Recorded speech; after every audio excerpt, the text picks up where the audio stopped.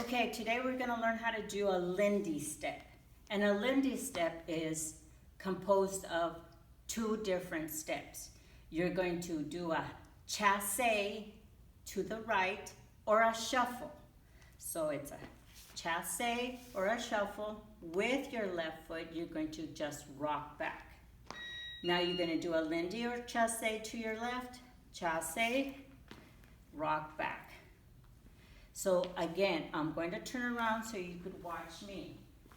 It's derived again with a shuffle, chasse, or and do a rock step back. So it's a chasse, shuffle, rock, back, chasse, shuffle, rock, back.